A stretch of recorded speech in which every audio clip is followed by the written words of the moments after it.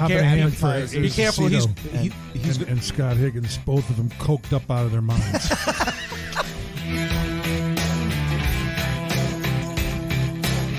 Listen to you. He's down in the basement. Yeah. Oh, I love that. I think we should call this the Acement. The Acement, yes. Yeah, what do you think there, huh? I like that. The Acement Studios. Excuse me, I'm drinking beer. Hold on a second. We usually drink bourbon on our end. Yeah, when we right. do the podcast, so That's all right. feel free to enjoy yourself. Yeah, exactly. You shoot an 8-ball if you want. We don't care, as long as it's good stories.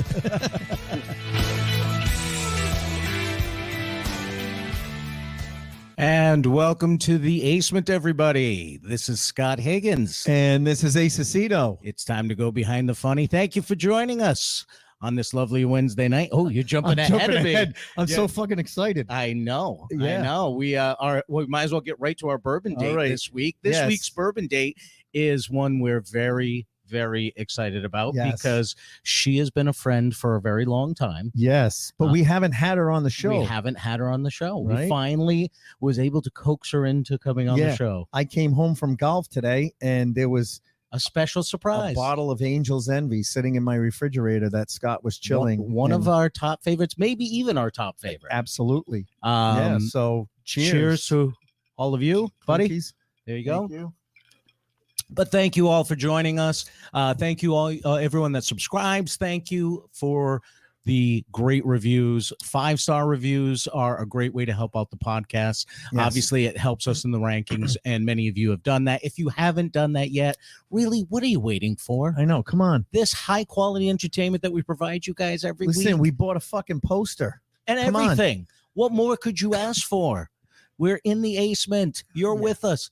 But if you guys want to do us a favor to help us out, please, a 5-star written review wherever you download your podcast is a great, great way to help us out. To help 2 unknown comics, get our podcast moved up in the algorithms. Exactly. Because we love coming and here and talking to you guys every week, and we want to have more people listen to us and get to know some of the great people that we've had on the show. Yeah. We've been so blessed and so lucky with some of the amazing guests that we've had, and tonight is definitely right up there. Yeah, and you know what? This guest came to us through one of our friends, the designer. Yes, the guy of the Acement logo. Yeah, the guy who designed the Acement logo. You've heard us talk about our friend Vin Giacavone Jr., who is just a huge fan of the show, huge fan of us, and a friend of ours. And he actually designed the Acement poster. He's actually designing something for the Scottober Spooktacular. Oh my God. He's going to design a special T-shirt for us because we're going to scare the shit out of Scott. I have October. a special announcement. September 27th is going to be my last show. Yeah. Because leading up to that, just to go through the schedule, on the 6th, we have Jason Hawes from Ghost Hunters. On the 13th, we have the star of American Werewolf in London, David Naughton.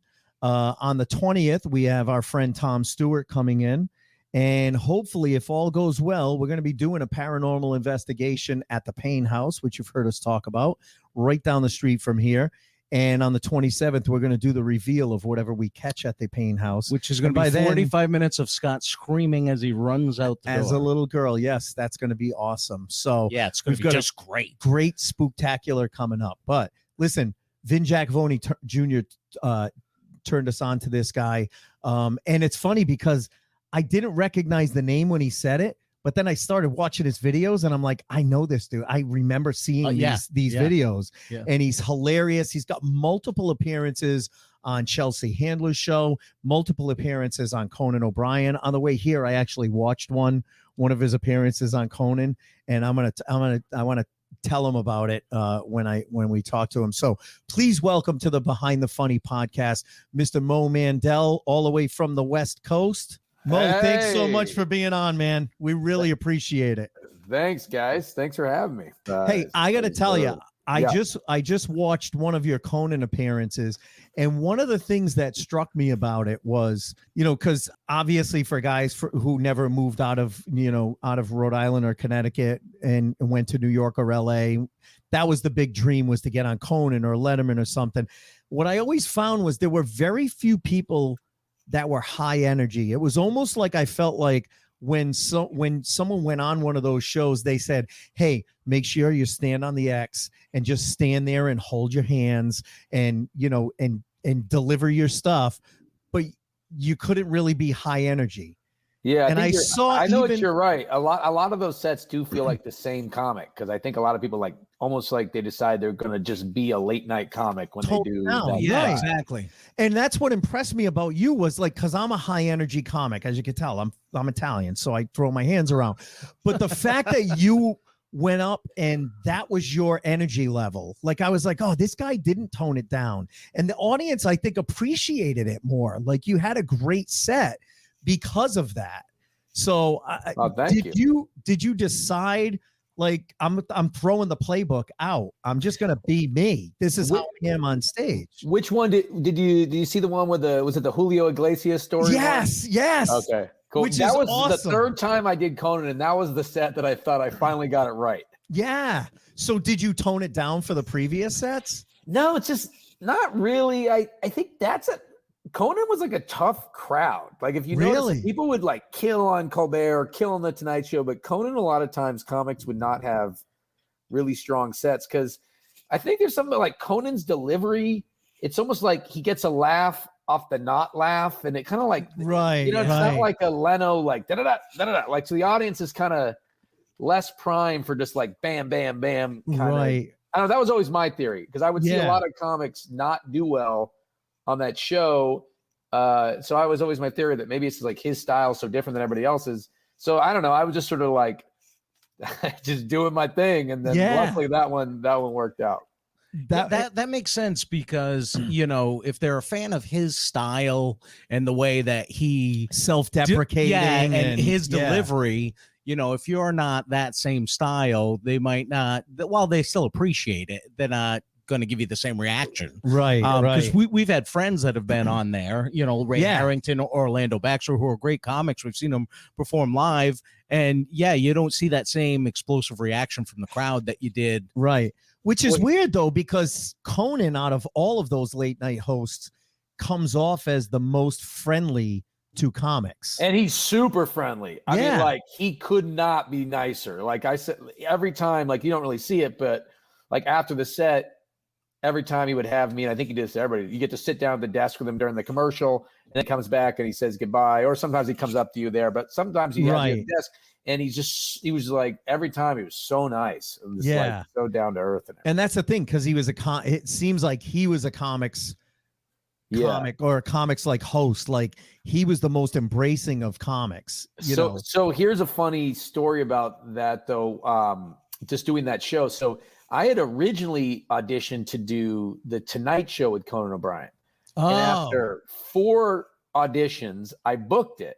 And they offered me a date to do the Tonight Show. And a mistake I hopefully will never make again. I said, can I push the date till my Comedy Central half hour comes out? For some reason, I thought that was going to set the world on fire. And I want to do it on my birthday so I could promote it on my birthday. So they're like, sure, we'll push it a few months. And then out of nowhere, the fucking show gets canceled. Right. I mean, I thought people were joking when they're like, you hear the Tonight Show got canceled. That's been on for 97 years. What do you mean it's canceled? So it sucked, So then we went to the new Tonight Show. And we're like, hey, after 4 auditions, I actually got this. Can you honor my date? And they were like, no. Really? So they were like, send us the set. And they're like, we don't like any of these jokes. I'm like, you don't like any of them? Wow. The fucking jokes. So luckily, when Conan got his new show on TBS, they were nice enough to to have me bring you on. Yeah. And we talked about that a couple of weeks ago with a guest, that it seems like late night programs have really gotten away from bringing out the new comics. Yeah. Because years ago, Carson, and Letterman, when he was in the 12:30 slot, had a lot more unknown comics on. Yeah. That they would kind of, this is his debut time on television, and you don't see that on, like you said, Colbert. You don't see that on. Well, definitely Fallon doesn't do it at all. Not at all. I mean, it's so funny because before I even had moved to LA, when I was still like fucking a bartender up in San Francisco, I opened for Craig Ferguson, who had the show after Letterman. The Late Show, right? Yeah, and while I was doing, he had comics on all the time. Yeah, he's also a super nice guy. And I asked him, I was literally open for him at a steakhouse, and I was like, "Hey, if I send in a tape to your show, do you think anyone will watch your show?" He goes, "Oh, you want to be on my show? Yeah, you can be on my show." And I was on within a month. No manager, no agent, anything. Wow. So I was like, "Oh, okay, that's how it works. You get on these shows." I've literally never been on another network talk show on network TV since. In fucking 15 years with agents, managers, all that shit. Never have I been able to get on Seth Meyers, Jimmy Kimmel, ever. No, because they don't do it. Oh, you just asked. Yeah, there was a guy. There's a guy who lives in lived in Rhode Island, but started his career out in L.A. Ben. And he golfed with Craig Ferguson and happened to golf with him, and he was like, "Oh yeah, I'm a comic, blah blah. Oh, you want to be on my show?" And next thing you know, he was on his show. Unbelievable. It was like that easy. Story. Yeah, that story is so common. Right. He's just such a nice guy. And he said something that I just wish more people in this business would just allow to be a reality. He's like, yeah, everybody deserves a shot. And it's like, yeah, right. Yeah, that's right. Why don't more people think like that? All right. And it seems like the guys that are on now, like Colbert, like if you hear them in interviews, Colbert and Fallon, they sound like nice guys, but it's almost like they must have insulated themselves from people with. I don't think they have anything to do with the booking because. Yeah, exactly. I know just myself. Like I created the show called Comedy Knockout that was on. Yeah, right. And I didn't at a certain point have like almost anything to do with the booking at all. So when people would be like, "Oh, thanks for having me on," or they'd be pissed that they weren't on, I'd be like, "Literally, I have nothing to do with that." Right. So I can only imagine how many layers there are. How many layers for them? Right. They're not looking at. They don't. Well, the Fallon show seems to become more of he's created a viral video machine with that. You know, with the games and the skits and stuff like that, and it's working for him. And he's doing great. I was hoping that one of the other shows would kind of take up the mantle of comics because I mean, back we talk about it all the time. Growing up, I would sneak up staying late, so to watch Carson so you could see who the comic was that night and stuff like that. And now you got to kind of discover that stuff in different places. I know it's so funny. Like I can't even think of anybody who has ever like blown up off a late night set of my generation. I just can't. No. It seemingly does absolutely. It seems like if you get on the Tonight Show, it's kind of like doing a Comedy Central half hour. Like it makes you like a good feature.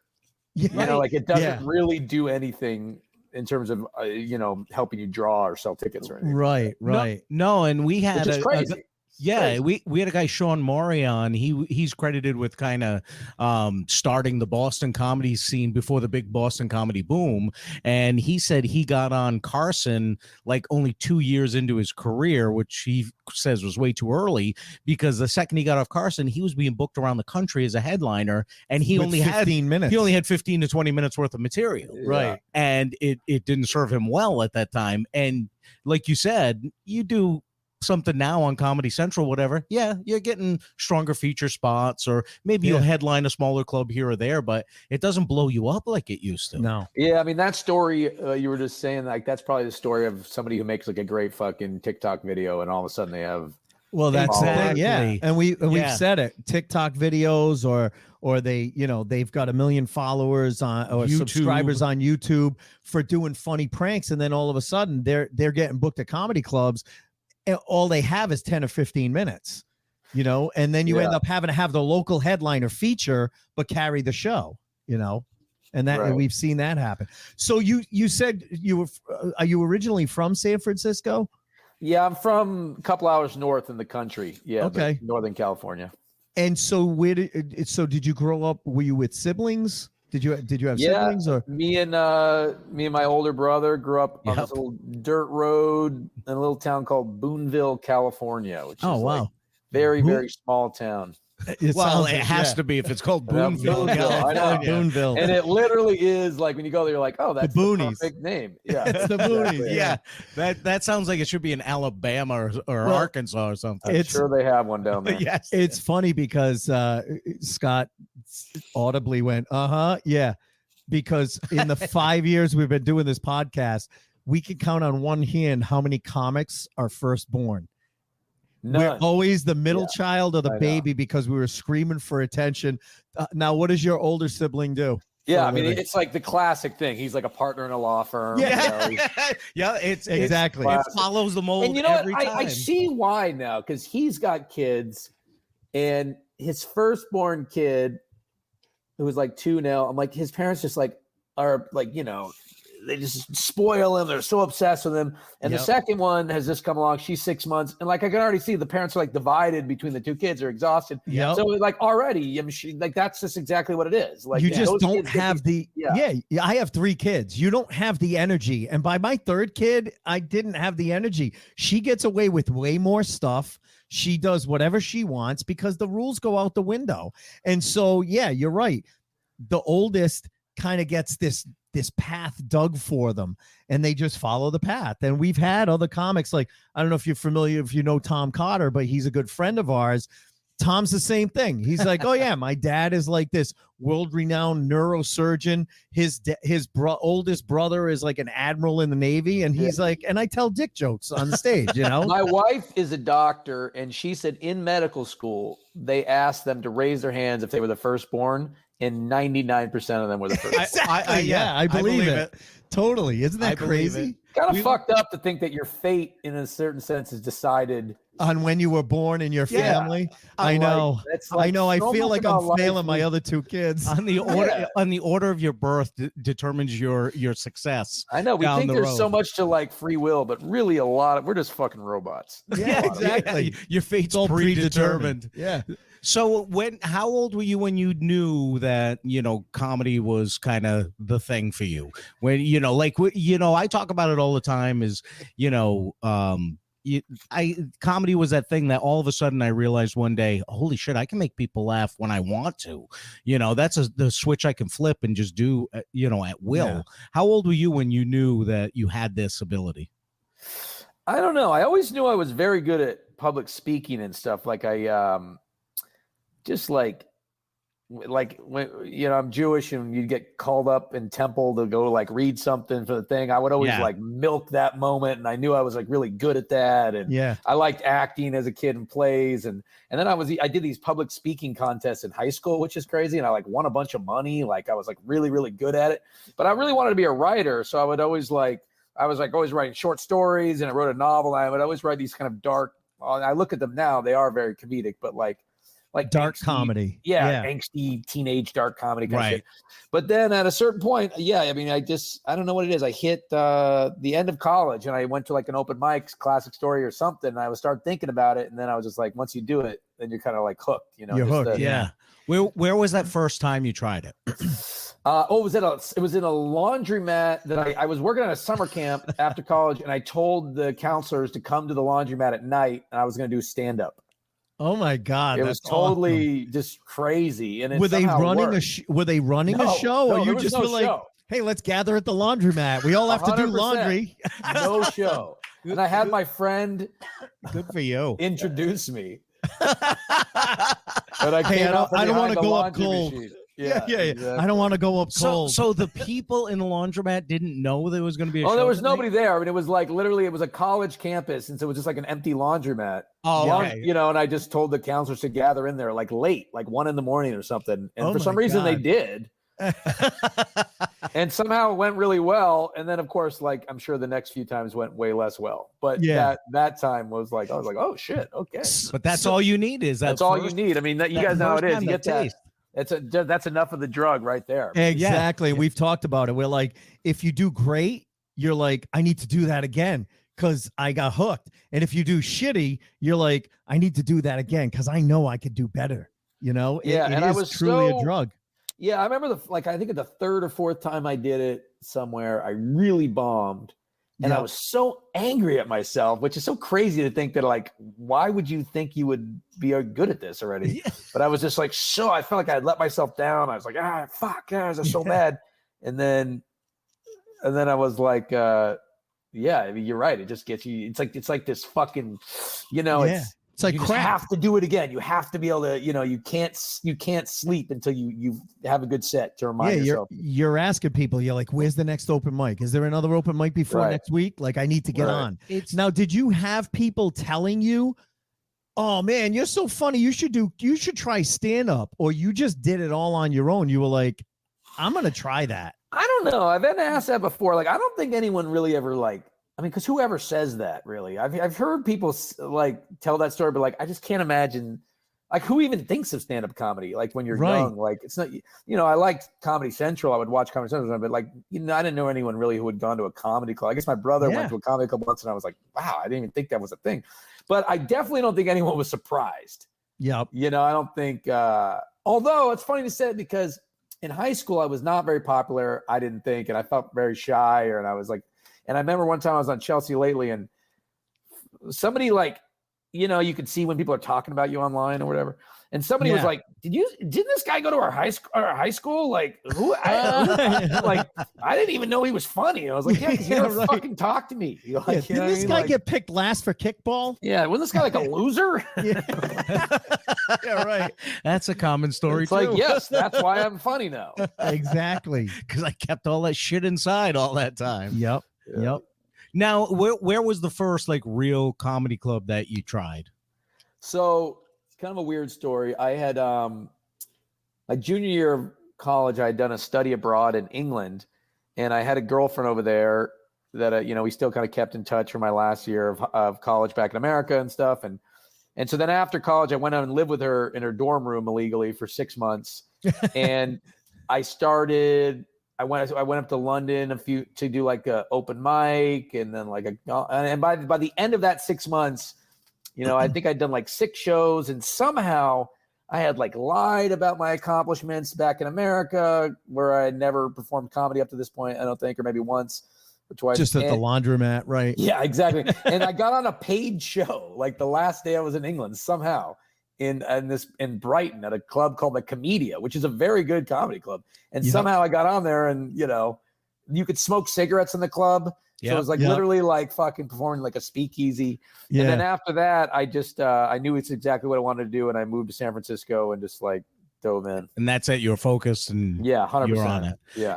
It's funny you say that, because we had the comic that helped me get started when I started 19 years ago. And my first time on stage in a real comedy club, we lied to the manager of the club, telling him I was a comedian from out of town that was in town to do a gig and was just looking for a place to do a spot. And could I go up and do a spot that night? And the guy goes, yeah, sure. Where are you from? And I don't remember where Cal said I was like from North Carolina or something like that. And he goes, yeah, go up and do like 7 minutes. And I'm like, I've never been on stage in a real comedy club. Such a strong Southern accent. and I went up on stage the first time and did my time like that, and making them think that I was a touring comedian from down south somewhere. And that's how I got started. And then they see you at the grocery store the next week. They're like, fuck yeah, right. Yeah, exactly. But hey, you got to get your foot in the door somehow, right? 100%. Man. I wish I still had. I feel like I had a lot of that kind of chutzpah when I was younger, and I would just do that kind of shit. And and I feel like it gets beaten out of you. But there's a comic in LA right now who's doing really, really well. And I remember when he was 16 or something, he would hit me up on Twitter all the time. This kid from the Midwest, and he'd be like, hey, I'm such a huge fan of yours. I just love your comedy. So can I do a guest set? Can I do that? I was like, this kid's like a big fan of mine. And then I went to and he would hit me up all the time. And then finally I went to his Twitter page, and he was doing that to every comic who had passed through his page. And now he's doing great. I'm like, yeah, that's what it takes. Yeah, because he did it to everyone. Good for him. Yeah. No, I was going to ask. So you said that when you were, younger, how many years have you been doing it? Like, what year did you start? I really think I started like, when I moved to San Francisco, it was like 2004. Okay. Yeah. So quite a while. Well, it's almost 20 years. Yeah. A long fucking exactly. time. It's kind of crazy. But see, you were in the right place. Like I've been doing it 32 years, but I'm living in Rhode Island. I ain't getting fucking discovered out of here. Well, yeah, I mean, I wouldn't have gotten discovered in San Francisco. Well, San Francisco was close enough that they would have showcases and stuff. But the way did you ever do the comedy festival there? Yeah, I did actually in 2006. So, so I mean, that's a big, well-known comedy festival that's been going on for a long time. No, it doesn't do anything for you anymore. I mean, really, I made $4,000. I got third, so it was a huge moment financially at that time, 2006. But it doesn't. But it's not like the old days when like Bobby Slayton, the Amazing Jonathan, like those guys came out of the San Francisco Kevin comedy. Pollock, guys like that. Right. No, although it's funny. So I did it in 2006, and on the semifinals, you do this big room, like 1,600 people, and the Smothers Brothers were supposed to be the celebrity guest. Yeah, it's in Santa Rosa, California, and they go, Smothers Brothers aren't going to be there, but we got this other guy who's a celebrity chef named Guy Fieri. Now this is like a comedy show. 6 months before he blew up, so no one knew who the fuck this guy was. Yeah, no, and I was like, yeah, I got this great idea for diners, drive-ins, and dives. It's going to be great. He was so nice. He was so nice. He gave us coupons to his restaurant, which was, like a burger joint or whatever. Right. He was so nice. I'm like, who the fuck is this guy? And he had like the dyed hair and everything, and his fucking sunglasses on behind his head. Yeah. Yeah, and then like a month later, you're like, oh my God. I worked with that dude. Then you added onto your resume. Worked with Guy Fieri. Exactly. So you're working as a stand-up. When does kind of the first TV gig come into this whole thing? So I did Craig Ferguson. I had won so I kind of, I guess it all parlays a little bit. So I had done the San Francisco Comedy Festival. I got third. So I and that was in 2006, you said, Mom? 2006, yeah. And so I used that to get myself a chance to open for Craig Ferguson at this club, Tommy T's. I think I was like, I just got third in this, and the guy put me on the show. Mm-hmm. Now, he put me on the show, but like he was still like not letting me order anything off the right side of the menu. No steaks. You could get like $50 a set. And I think one time he cut me from. I think he literally one time cut me from like 15 minutes to 12 minutes. So he only paid me like $40. I mean, it was like something insane. Oh my God, are you kidding me? Yeah, I don't think it wasn't that week. It was another week, and I was like, it's fucking crazy. Anyway, so through opening with him, then I got on Craig Ferguson, and then like a year later, Comedy Central had this thing called Open Mic Fight. I don't know if you remember that. Yes. Yeah. It was like a national competition. I sent in the Craig Ferguson tape. I got into the competition, and I ended up winning it. And that got me like, a spot on Comedy Central and $10,000 and da. So then I moved down to LA, and I think the story is, although I never confirmed this, but somebody told me that part of the prize was you got to open for Mike Birbiglia. Yeah. Okay. And I think maybe he's the one who recommended me to my manager. I don't know. I heard that from somebody that they're like, I think Mike recommended your manager, blah, blah, blah. I don't know. I don't really know Mike that well personally, so I couldn't ask him. But anyway, somehow I got signed by 3 Arts, and then through that, and and it kind of went from there. And then it went from there. But here, this is funny.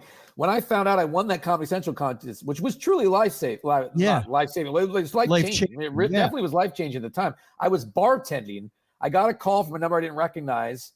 I had a feeling this might be the result. Mm-hmm. And I took a bathroom break, went upstairs, and it was Ann Harris, who was the booker of Comedy Central. I don't know if she still is, but she was at the time.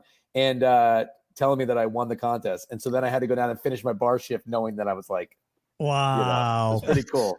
So big ups to Ann Harris. That's awesome. Yeah. That's awesome, though. You might have been able to walk out on that job, but you said, no, I'm finishing my shift. No, I want to keep stealing. No, yeah, exactly. Skimming off the till. Until you got that one asshole customer, you're like, fuck this, I don't need this. And you ball up your apron and throw it. Knowing how much I was stealing as a bartender, I probably was like, I don't even care if I get fired now. I'm going to go down there and not ring up anything. Yeah, right.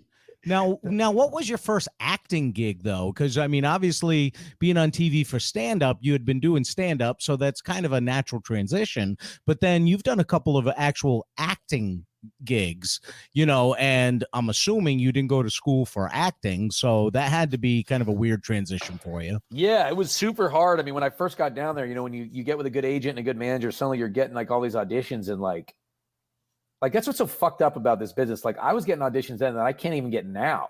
And I'm like, I know how to act, and I've spent thousands and thousands of dollars. No, but you coaching. were the new fresh face. Yes, That's you why. would get in there, and I didn't know if you're supposed to look into the camera. Like I really didn't know how to do anything. Yeah. So it took a while to land something, but then I finally landed. Like my first thing I booked was actually crazy. I booked like a series regular on a big Fox pilot by the creators of Will and Grace, and Laurie Metcalf, was my mom, and it was like crazy. And all the actors from that either were already famous or have now gone on to be famous, or like in a ton of things, Yeah. So we shot that pilot, which was kind of crazy, and it didn't get picked up to series. But then the next year, I think I booked some guest stars, and I was really working at acting. I was going to classes down here a lot. Right. I was like. And then I booked this show called Free Agents, which actually went to series on NBC. Right. And then it got canceled like pretty quick, but it was still pretty awesome. It was like I was like the third build of this cast of, again, people who were famous or are now famous. Well, yeah, so. You're on with Hank Azaria, who's pretty big. Yeah, and, but I skipped a step because when I first came down in 2008, I got on this show, which truly the cast of this show is mind-boggling. Comedy Central really liked me from that contest and everything. So they cast me in this show called Reality Bites Back, which was their answer to the writer's strike. Okay. So they couldn't have writers, so they made like a fake reality show or a reality kind of competition show with just comedians.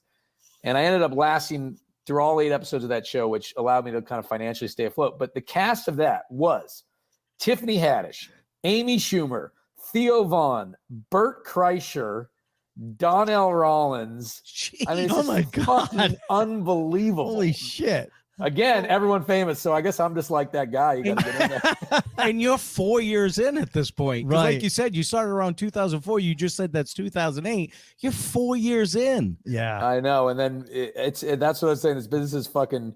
It's tough because you catch these fucking breaks and these wins, and then you're kind of it's almost like it's wasted on the young and inexperienced. Like my first, I was doing comedy. I started in '89, and back then, Comedy Central, which was then called Ha and the Comedy Channel, it was totally different.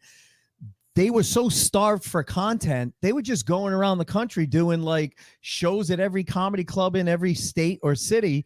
And they were like pulling shit together and then putting people on what was called short attention span theater and stand up.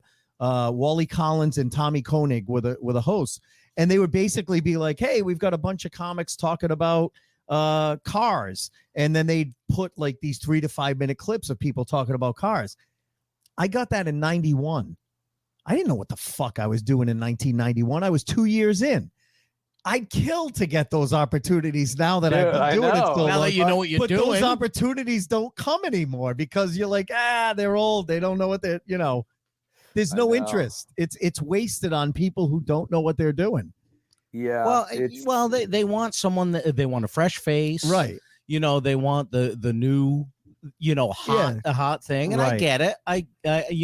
But there's so much talent out there of people who've been doing this and now are established.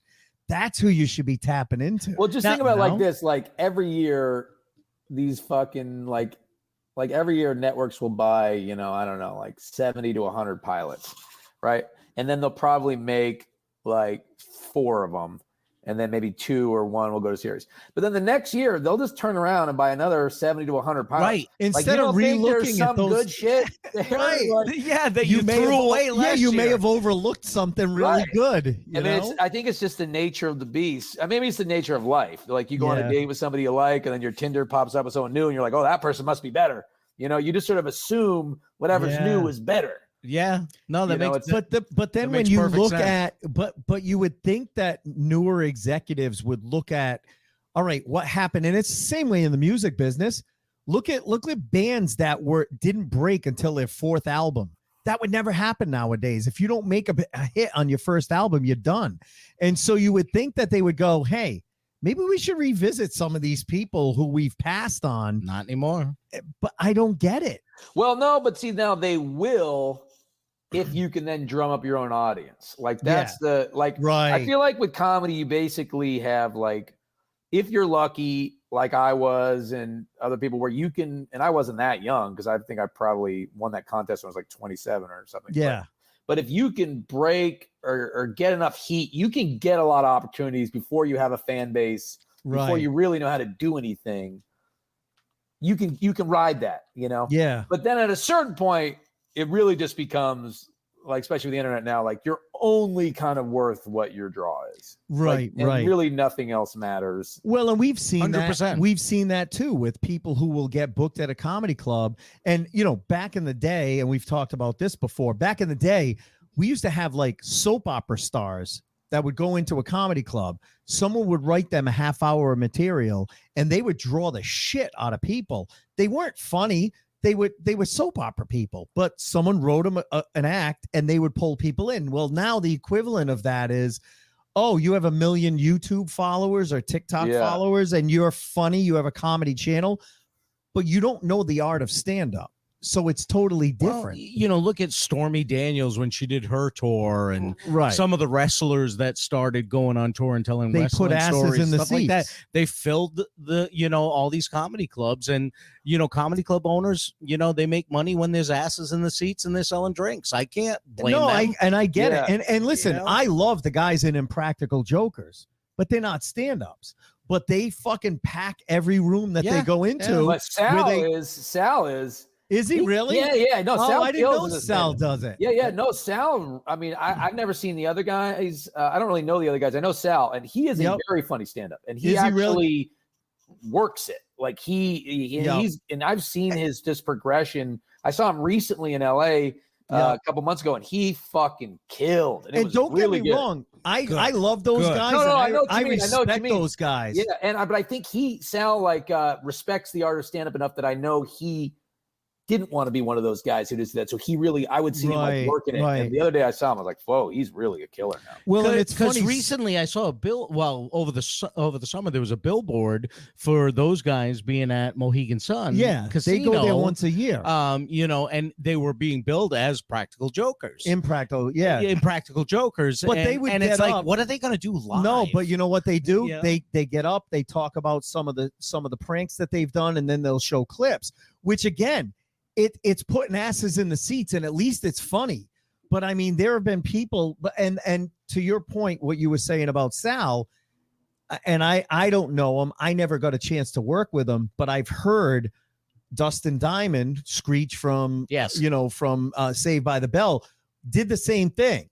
He knew in the beginning it was a novelty thing, like, oh, it's Screech from Saved by the Bell. But every comic that I've talked to that has worked with him said the same thing. They're like, he actually worked at it and tried to become a really good stand-up comic, and by the end he actually was a legit stand-up. Yeah. You know People what I that mean? have worked with him said he really, really worked it.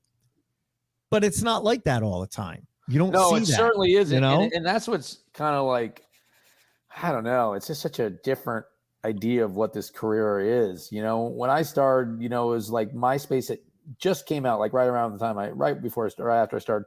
But it's sort of like fucked up because it used to be like, all right, you just get funny and then you get on these shows, and then because you're funny, you're on those shows, and then it goes. Like, I like that the internet makes it more democratic and egalitarian, but it is weird. It feels like the stand-up is like the third most important thing. Yeah, you know? yeah. It's how many followers do you have? Yeah. How many people can you draw, and then can you make people laugh? Right. And also, it's funny. I've seen some of these people over the years. We've all heard stories of like club owners like, oh yeah, this guy came through, he fucking sucks. But more often than not, what I hear is, how did he do? Well, he's funny to his audience. It's like, if you're just bringing in your audience, it's like, well, then you are funny. Exactly. But we talked about it before. Like I said, back in the day, I remember when I opened up for Eddie Brill, who was the booker on the Letterman show, right? Eddie is an accomplished comic. And then I don't know if you remember Rhonda Shear, who was from USA's Up All Night. It was like a show on USA Network that used to show like shitty drive-in type of movie. That might be before most. Yeah, it might have been before you were even born. I know Eddie Brill. I definitely auditioned for him many times. So Rhonda used to do this show, and she was the host, and it was, it was a big show. It was a big show on USA, but she was just like a bubbly host. Well, she got hired to be the headliner. at the local comedy club. And she admittedly said, look, I don't have a ton of stand-up stuff. I had my boyfriend who's a stand-up write me 20 minutes.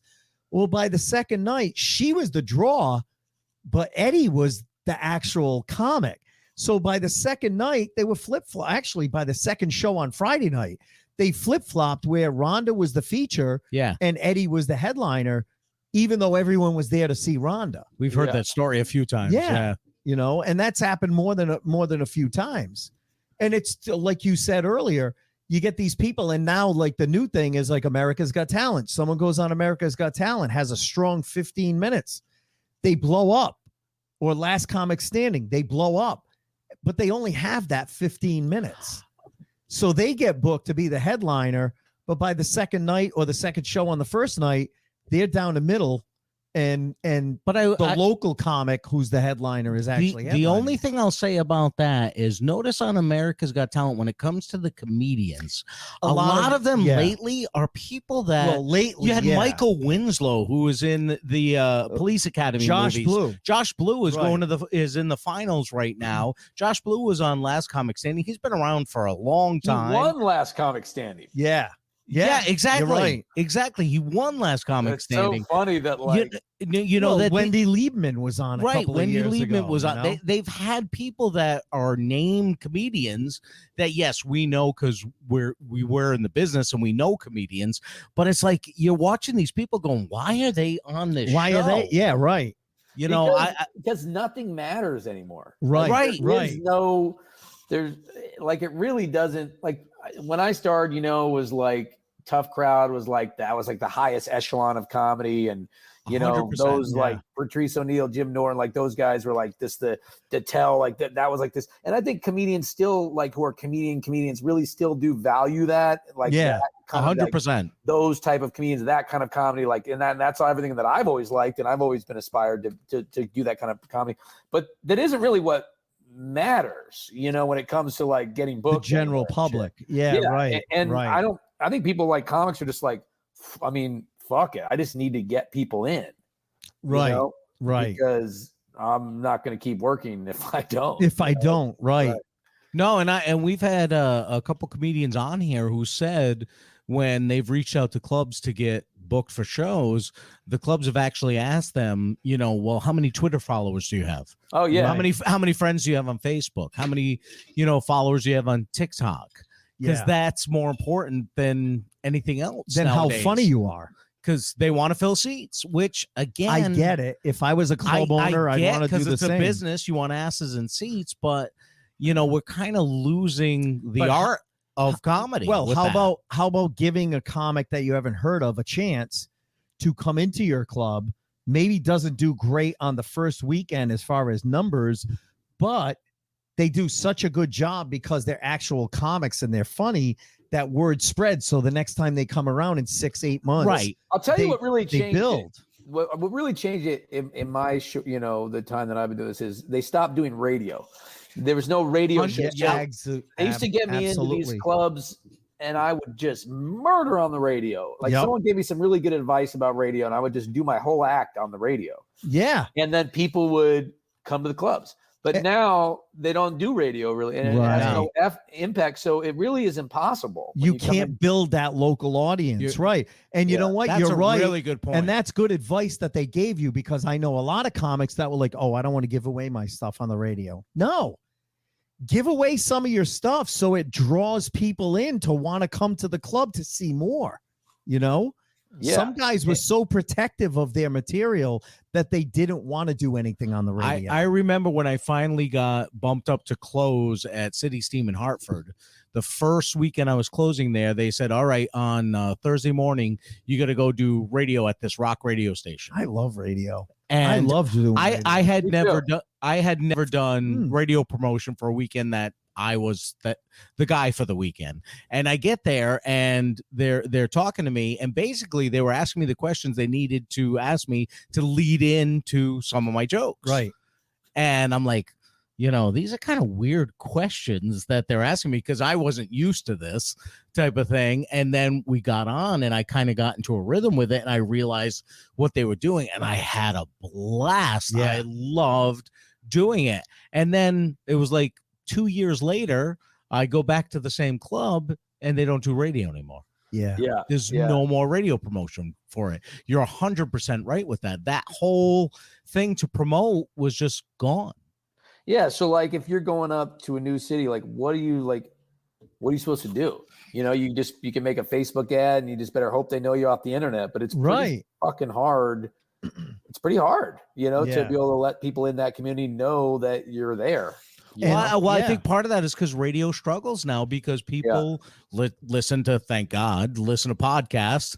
Other things. They listen to radio on XM satellite, Sirius XM. They stream Pandora, Spotify.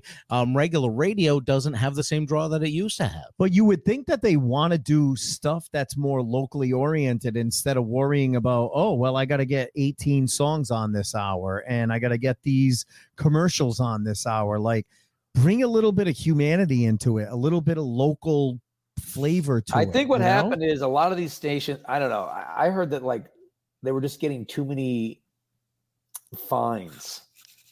Oh, because comedians, it's tough. Up things, and then they were like, well, what's the point of having these assholes on here if we're going to get a fine? And really, because they're used to working in that environment where they know what they can and cannot say. And we as comedians have to constantly be making choices where we're pushing the envelope or saying, and we don't really give a shit because it's not our job, you know. Yeah, right. Yeah, I don't gotta pay your fucking fine. Whatever, I don't care. Right, exactly. Kind of a good point. Yeah, you're right. That's true. That's true. And you know what? You know what I found though? There were two kinds of radio stations. There were the ones that truly liked having you on, but then there were the ones that were like, fuck, we could have the comedian on. Like, I wanted to talk about my fucking politics today because it was talk radio. Like when you'd go to Portland, Maine. I think there was a third one. The DJ that thought he was funnier than the comedian. That's like a lot. That often happens. So he's been doing the mattress commercial for 10 years, so he's the funniest guy in the planet. Exactly. He's going to beat you on and you know what you say. You know what the funny thing was? If you went to Portland, Maine, and you did the Comedy Connection in Portland, Maine, they would have you on 4 different radio stations because they were all in the same building. So you'd start off on the oldies station, which he was an awesome guy, Chuck. Yep. He was an awesome guy. Then you would go over to the talk radio guys, and they were like, why the fuck is this guy on? I don't even want to talk to him. Then you go on the country station, and they all thought they were funnier than you. The guys especially. They were way funnier than the comedians. And then you went on like Coast, the easy listening or light rock, and they were fantastic. But you had to adjust your appearance on every one, and you felt more comfortable with some than others.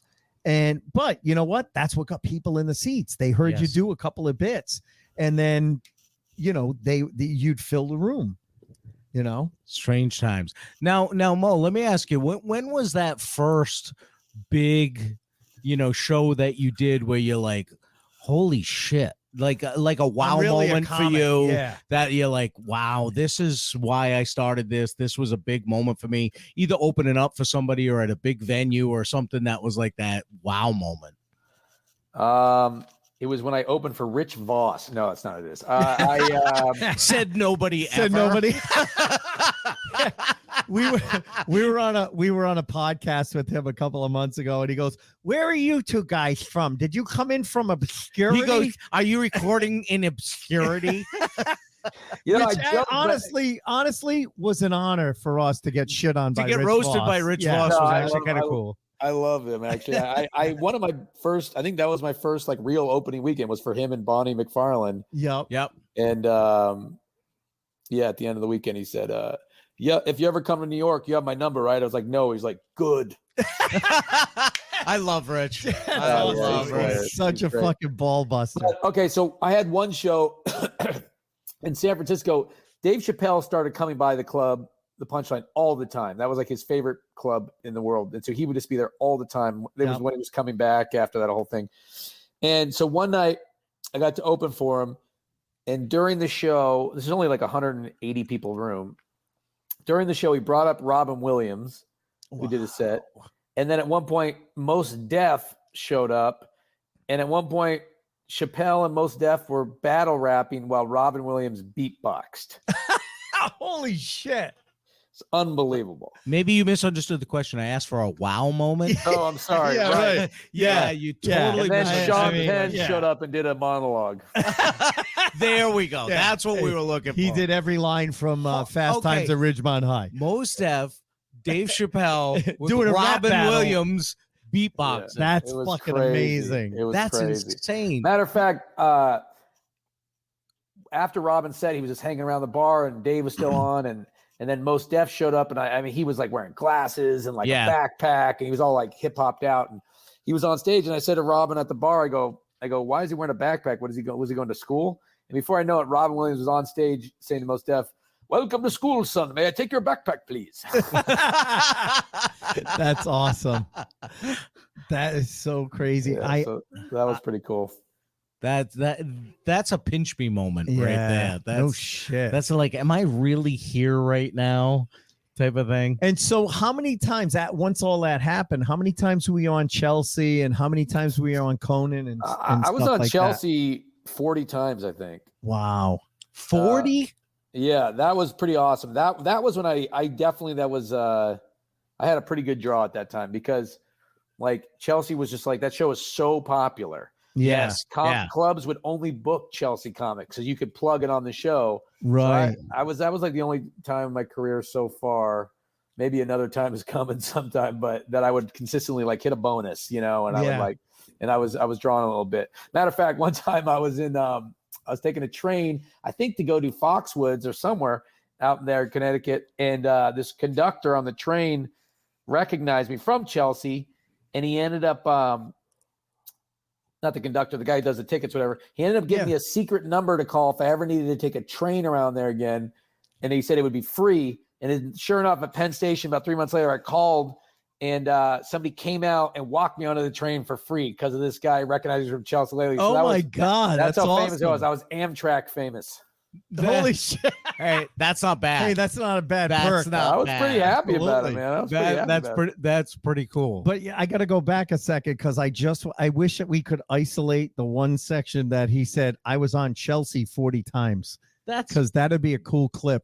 that's pretty damn cool, right? Yeah, there. it was. No, I don't mean It was on pretty Chelsea's show. I mean, it just I was sounded on Chelsea. it Yeah. sounded dirty because he said, "Oh, I was on Chelsea like 40 times." Unfortunately, that's still He's not hasn't the happened. only guy that's ever Yeah, said right, that. exactly. Maybe it'll happen sometime in the future. Yeah, I haven't right. seen her in a while, but we'll see. Now, I wanted to ask because we've had writers on the show, obviously a lot of comedians on the show. You mentioned Conan, Brian Kiley, who was one of his writers. Oh, I love that guy. Brian's a great. We had Brian on a few months ago. I've Such a known Brian sweetheart, for man. years. Yeah, we've known Brian So for years, awesome. and he was a great time on the show. But you've done writing, you've done comedy. Now you've also got several credits as a producer. Now, you've worn a lot of these different hats. You were thrown into these things, so you're just kind of learning as you go. What was your first job as a producer? And did you have any clue what you were doing when you got that job? Well, I don't know. Like some of these things are just like my first real job as a producer. I guess technically I'm credited as a producer on some show, but I was really just a writer, and they just credited. Right. It was like, but Comedy Knockout, when I sold that show, yeah, that was like the first time I was an executive producer on something, and yeah, it's super weird. It's like you're like having to like down to the set design. You're weighing in on everything, and it's You're like, I don't know, throw some fucking letters up on the wall. yeah, but I mean, and I was very, very hands-on about everything to the point maybe like too much so. Like I would just be arguing about everything because I had this vision. It was my idea originally, and I really like and then more people come in. There's so much, so maybe to a fault, I was like a little precious about everything. But it ended up being a successful show. It did almost 100 episodes. So it was like Right. It's an interesting skill set that a lot of comics don't have, and you have to learn as you go. Is like how to work with other people and how to be a part of a real team. So that was how to delegate and stuff like that. Yeah, and how to let things go and all that. So and that type of stuff always interests me because so many comedians have taken on other roles as they've done more and more in in the business. And it seems like they basically had to learn as they took on the role that, you know, you don't have a mentor that says, hey, come with me, young man, I'm going to teach you how to be a producer. Come with me, young man, I'm going to teach you how to be a head staff writer. You know, you just had to kind of take it and do it and figure it out as you go. And that's what we've learned as we've talked to people. And that's the first time you get thrown into those roles, got to be kind of nerve-wracking. Yeah, no, it definitely is. And it's definitely like, you know, it's so many things about financial deals and everything that I wish I would have known at different points. And I wish I would have known what to ask for. And it's like, you know, financially on certain things. And then the next time I've been in that position, I've like been very specific about, you know, how to do it. Because you know what to ask for. Because you learn. You know what to ask for now. Well, it's like that. It's like that first time someone asks you after you've been doing comedy for like 6 months and getting paid like $20 a gig, and someone goes, "Hey, I want to hire you for this. How much do you charge?" I don't know, $50. You know, because you were making 25 all the time, and you're like $50, and they're looking at you like, yeah, I think I could do 50. Meanwhile, they had a budget of like 500. I know. Well, that's how Ace and I met 19 years ago. Was I had been doing comedy for like 2 years, and a friend of a friend wanted me to do their company Christmas party, and they're like, "Yeah, what would the budget for a comedy show be?" And I think I told them $200 because I had no idea. I was doing $25 spots at the time, and I'm like, "Hey, I got this budget for $200," and he goes, "Yeah, Christmas time I usually get a little more than that." But he was the only headliner at the time that actually sat me down and talked to me and told me about budgets and how much saying I just wasn't available. Comedians actually got paid, you know, for these different type of Christmas parties, and that's how we became friends and everything like that. But you just don't know until you're in there and doing it. Right. And you know, now, you know, I have this theater show that I produce. I started in my hometown, and the first few I had no idea what I was doing, and it's totally nerve-wracking. And now I'm expanding out to a couple other theaters, and I get involved with everything, to all the lighting cues, the music, to everything the comedians are going to have backstage, to I get involved in every detail of the whole night now. But I didn't know that in 2014 when I produced the first show. No one sits you down to learn that. No, you got to figure it out. You got to figure it out yourself, right? I mean, show business in general is such an effusive kind of thing. Like there isn't. I think there's a lot of people who don't know what the fuck they're doing in every level of this business. You know, matter of fact, more often than not, they don't. You know, and I think it's there's only for everybody who's working, there's only a few people who really know what the fuck they're doing, and everyone else is just kind of acting like they do and faking it till you make it. Right. Exactly. Yeah. And then you learn from those experiences, right? Exactly. Absolutely. So let's get to one of our favorite parts of the show. Yeah. So I think we talked about it a little bit before we came on air. So we always ask our guests, we end with a funny, bad gig story. And that is the gig that it wasn't funny the night it happened. I think I told you before we went on, we actually did a panel show a couple of years ago where we asked other comics, all right, what are the 12 things? Well, we were trying to come up with a top 10 list. Yeah, we were calling it a top 10, but we couldn't narrow it down beyond 12. But those things that where as a comic, you know, when you walk in, you know it's going to be a shitty gig. And some of the things that we came up with were like, you walk in, they're like, oh, you needed a sound system, or oh, kids aren't invited. Or hey, or the sports pub where they're leaving the TVs on. Those type of things during the Bruins playoff, or you know, they're like a cornhole tournament. Opens up the 49ers playoff, or the Giants are in the I'll add one, a domestic dispute in line. All right, that's a good one. I like that. I do a little joke about this in my first my first comedy CD ever. But as I was walking into the Cleveland Improv, you know, years and years ago, this guy was screaming at his, I guess, wife, being like, "Bitch, I will drop you off at the bus stop." And I was like, literally had to just like edge around that as I walked into the club. And I'm like, this is going to be a tough show. Yeah. That's before you even get on stage. How do you address that? So this is not going to be a warm audience based on the anger in this line. Yeah. That's awesome. Now you've said you've done shows out here in New England. How do you find the New England crowds compared They're to other tough, places? man. Connecticut crowds are weird. It's like, Well, like- Connecticut is like a whole different. Like when I say New England, Massachusetts, Rhode Island, New those Hampshire, places Maine, are Vermont. different than Connecticut. Yeah. Connecticut doesn't know Even- if it's I New don't York understand what or the New fuck England. I've never been to New. I guess I've done some colleges in New England. I've never been to Boston, but I've. Connecticut is like notoriously bad audiences. You know, like I've seen like can't argue. Chappelle's talked about it, Rogan's talked about it. In fact, Because unlike the rest of New England, like you know what you're dealing with in Boston. Boston, they smell fear, or if you don't do well within the first five minutes, they're not gonna like you. Connecticut is just weird. I've been in Connecticut audiences where they're fantastic. I did a Connecticut audience where I was in line at the bar. I was headlining. I was in line at the bar, and someone said to some guy in line, "Hey, how you doing?" And it goes, good. I just wish these fucking comics were a little better," while one of the other comics was up. And he was just horrible all night. And then I got up and he said something like, I just wish you guys were better. And I was like, "I'm sorry, you're not having a good time, sir?" And his wife was like trying to shut him up. And I said to the rest of the audience, I was like, "I'm sorry, are you guys having a bad time?" And they're like, "No." I'm like, "So this guy's wrong?" "Yeah." I'm like, "Well, what do you want to say to him?" "Fuck you." But it was the weirdest fucking show, because from the get-go, this guy just wasn't going to be interested. Yeah, I don't know what it is. Like, I mean, I've had some great sets out there too, and I've performed out there for years, and I think most recently as the Mohegan Sun, and usually the sets are great. I've had a lot of great sets there, but there is a weird, I don't know. I just don't really understand I don't really understand Connecticut necessarily. Like, it's a very weird mix of people. I don't quite understand. Like, they're like, I feel like I meet a lot of people in Connecticut who are like, "Oh yeah, New York's cool. I've been there once." And you're like, "Once? Like, you've been there once?" Yeah. Like, what the fuck you been doing this whole time? You're right near it, right?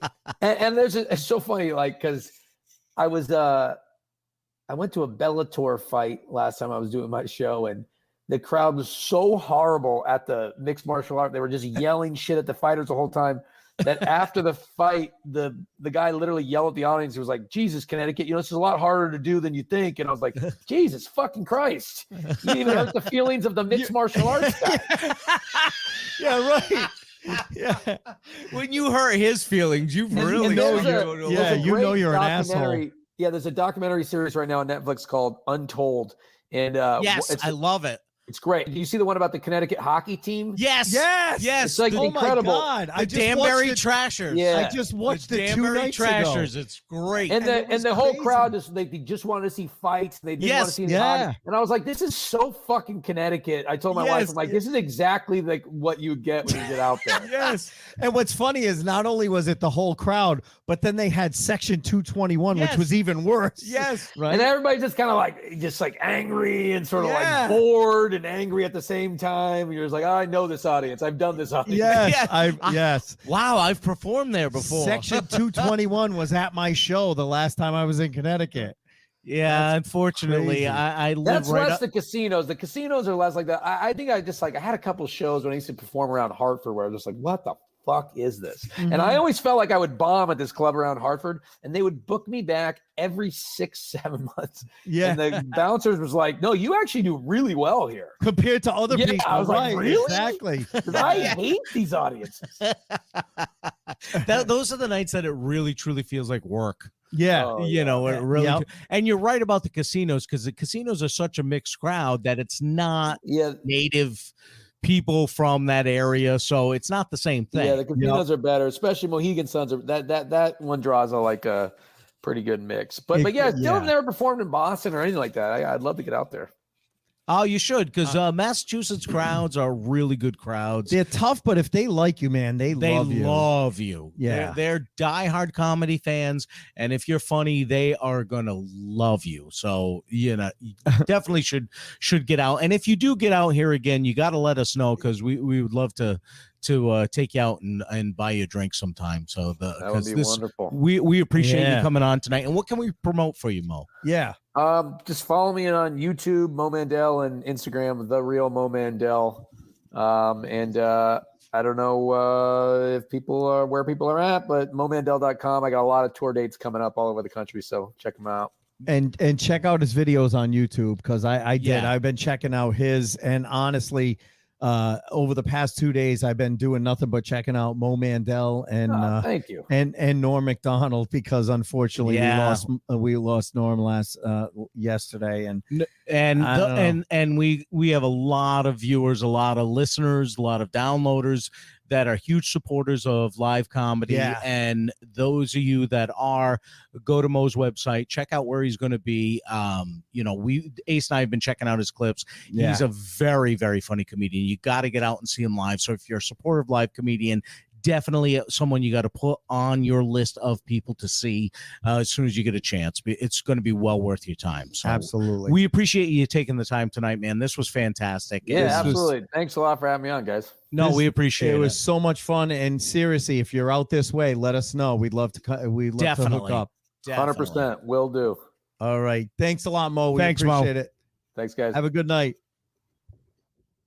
And that was Mo Mandel. That was so much fun. What a great guy. I love the fact that, like, we don't always necessarily know people coming in, but by the end, I feel like I know them really well. And what a good guy. I mean, I looked at his IMDb page, and accomplished writer, accomplished producer, accomplished, actor. And then you watch his clips on stand up. I mean, he's done so much. You think about that. 2004 is when he started. Yeah. He is 17 years in to a comedy career that he's accomplished so much in. Yeah. And he's a down-to-earth guy. Yeah, absolutely. He's a down-to-earth guy and very funny comedian. Definitely check out his clips. We absolutely have to thank our friend Vin Jack Voney Jr., who's a huge follower of Mo. Oh, and he's the one that turned us on to him. Vinny, if you're watching tonight, I know you're going to be listening in the future. We can't thank Vinny enough for everything he's done for this podcast. Yeah. Vinny's been a backer of us since day one. Vinny has, anything that you see physically about the Aceman, about the Behind the Funny, is all due to Vinny. And we can't thank Vinny enough. Here. He said, I'm here. Well, thank you, Vin. We love you, brother. Yeah, absolutely, Vinny. We thank you so much. Thanks for turning us on to Mo. And listen, folks, we really appreciate everyone that listens every month. Our downloads have been through the roof. For us, downloads through the roof. It's been fantastic. And we promise that we are going to have a great couple of months as far as guests. Definitely. And as much as we love the downloads, we could use your help, because the 5-star written review, we say it every week, but that really is the key to everything, especially on Apple's podcast charts. Yes. That's the thing that makes the difference with them. So 5-star written reviews. If you haven't done one, a 5-star written review, quick sentence is all that we need. Just saying, love this podcast. That's all it has to be. And not anything. 5 1-star reviews. One 5-star review is what we need. So, but Vinny, thank you so much for turning on this moment. Vin just goes, please stop or keep going, whatever you got to do to fill the rest of the time. Vinny, we can't thank you enough. Seriously. And listen, we love picking on you, Vinny, because you're an easy target. Let's be honest. But we can't thank you enough for everything you've done for this podcast over the past 5 years. And so for the audience, just to know what's coming up next. Please go over that one more time. No. Well, I want to say, so next week we have a special guest. Oh, I'm actually looking forward to this a lot. Yeah. So Mr. Nick Pasianos, which you guys may not know his name, but if you've ever heard me talk about the independent film I was in 25 years ago, The Boxed Man, this is the director, writer, producer. He literally funded this movie, and it's going to be so interesting to learn about what a independent film is, because when he's got a book out. When you think independent film, you think a $5 million budget, and Nick did this back then. No, in 1997, Nick made this movie. He self-funded, and at the time, an independent film was $1 million. Right. He had no backers. He funded it himself, and he shot it in, I think it was $36,000. Like, There were times where we didn't even have permission to film some of the places. We were doing guerrilla filming. We were literally like jumping out of the car, setting up the camera and shooting a scene. And like one take type of stuff. Absolutely one take, because it was his fucking money. You didn't want to do like gag reels or shit. Couldn't afford it. Yeah. And so Nick did a movie. It never really went anywhere. However, he decided to write a book about making a movie that never went anywhere. And so the book just got published, and that's awesome. A lot of great things are happening for him. And I love this guy like a brother.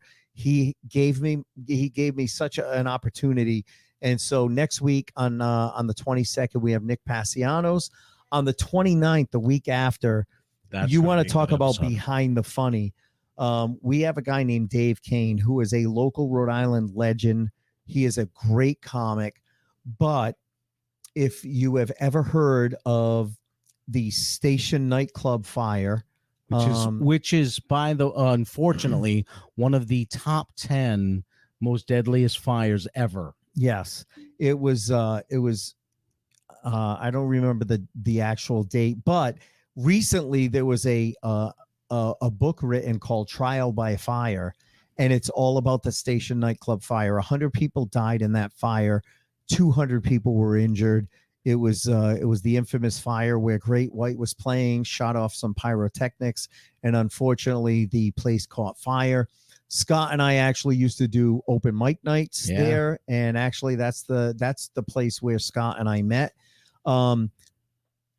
Dave Kane's son, who was 17, was in the opening band. He was the guitarist in the opening band for Great White, and unfortunately lost his life. He was the youngest victim of the Station nightclub fire. So we have Dave Kane coming on to talk a little bit about his career, but also about his son and everything that went on in that Station nightclub fire, which was just a horrible tragedy. So again, we talk about it. We're behind the funny. Sometimes it's not such funny stories. And so I'm excited to have Dave on to talk. And then we start the Scottober Spooktacular, which will have Jason Hawes on the 6th of October, or Scottober. Dave Naughton, who was the original Dr. Pepper guy. He was the star of right. I the forgot TV about that. show called Making It and the disco hit called Making It, and the star of American Werewolf in London. He'll be on the 13th. Tom Stewart will be in for his annual visit on the 20th. Our very good friend, yeah. And then on the 27th, we're hoping to have a Payne House reveal. And that will be our investigation at the Payne House, which is a haunted You guys will have to let me know how that works out. Yeah, you'll be there. And then just a tease, so far we have for November I am a huge fan of this woman. I fucking love her, and I never got to work with her. We were supposed to work together, and then we didn't. I did. But I'm friends with her on Facebook. I follow her, and I love her dancing videos. But a huge New York comic, Claudia Stavola. I cannot wait. She lived in Connecticut for a while. Her and I worked at City's team several times together. She actually helped me with a joke that I was afraid to do, and she gave me a woman's perspective, and I did it one night, and it worked because of her perspective. And she actually does a radio show now about Monsters of Rock, because she's into that whole hair band and rock era and everything like that, and she's an amazing person. I am so happy that you reached out to her. I'm so glad. Yeah, me too. Claudia, she's just a very funny comic, a great person, and that's going to be a fun night. I can't wait. It's going to be a fun night. And our friend Robin just said, I remember David Naughton vividly from American Werewolf in London and that ubiquitous Dr. Pepper commercial. Can't wait for the episode. So thank you, Robin. I've been doing, since our Rob Bartlett interview, what I've been doing is I've been putting up our comments through the show, but I'm not reading them because I really don't want to break the flow of the guest and the interview, but I have been putting them up for the people. Yeah, for the people viewing. And Mo, I hope that's okay with our folks that have been. And Mo had a nice flow tonight, so that that I didn't want to break well. that.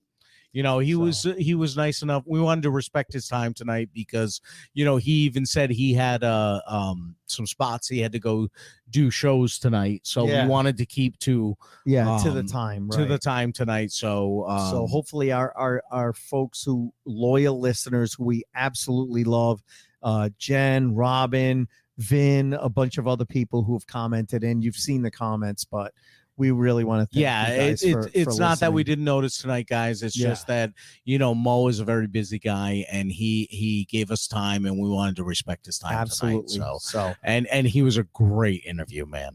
So listen, folks, we just went through all the plugs. We went through the schedule. We just want to thank you guys for listening and for downloading every month. You guys are awesome. Please continue to share. If you enjoy the show, please share it with your friends. That's really what's going to help us. And other than that, we'll talk to you next week.